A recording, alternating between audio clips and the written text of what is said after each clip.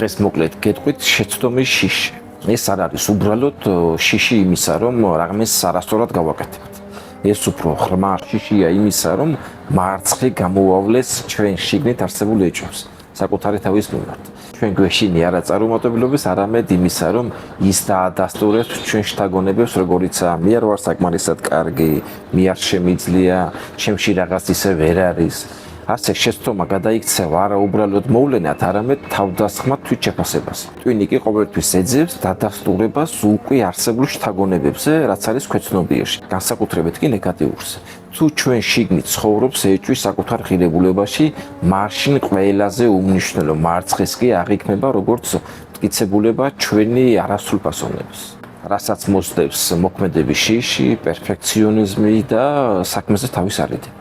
შეცდომა წყვეტს განვითარების შესაძლებლობად ყოფნას და იქცევა უკვე მუქარად ჩვენი იდენტობისთვის. თავარი კი ის არის, რომ შეცდომის დაშვების გარეშე ჩვენ ვერასოდეს განვითარდებით.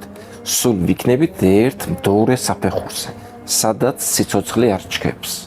ამ ყველაფრიდან გამოსავალს კი ნახავთ ამ ვიდეოს აღწერაში ან კომენტარებში.